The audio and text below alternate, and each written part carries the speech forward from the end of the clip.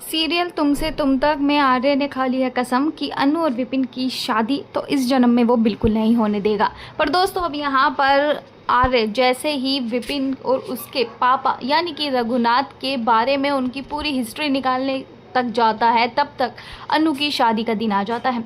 और इतना ही नहीं दोस्तों, आप लोगों के लिए सबसे बड़ा धमाका, सबसे बड़ा ट्विस्ट जब होता है जब यहाँ पर विपिन की जगह मंडप में बैठा होता है आर्य। जी हाँ, यहाँ पर शादी का दिन आ जाता है। सभी घर वालों को लगता है कि सेहरे के पीछे कोई और नहीं बल्कि विपिन है।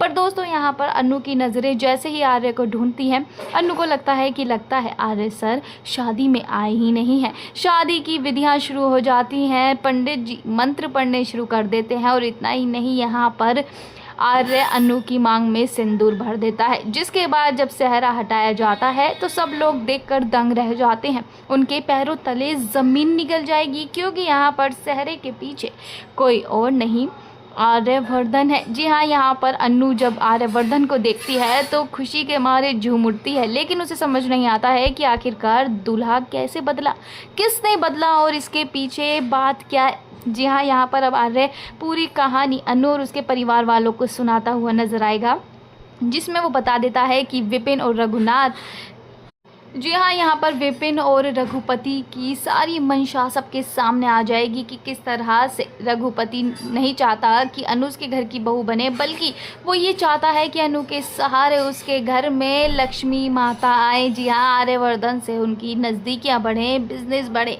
यहाँ पर रघुपति का निजी लालच देखने को मिलता है। और इतना ही नहीं, यहाँ पर रघुपति का पर्दाफाश कर देगा आर्य। पर दोस्तों यहाँ पर अनु तो अपने पति के रूप में आर्य को स्वीकार कर लेती है, पर समाज और परिवार वाले इस शादी को नहीं मानते हैं, इसे अमाननीय ठहरा देते हैं। और इतना ही नहीं, अनु की माँ तो बेहोश होकर गिर जाएगी, क्योंकि कहीं ना कहीं दोनों की उम्र का फासला इनके प्यार में दीवार बनकर खड़ा होता हुआ नजर आएगा। पर दोस्तों अब ये देखना इंटरेस्टिंग होने वाला है, क्या अनु और आर्य इस शादी को निभा पाएंगे या फिर ये समाज और परिवार के लोग इस शादी को तोड़वा देंगे।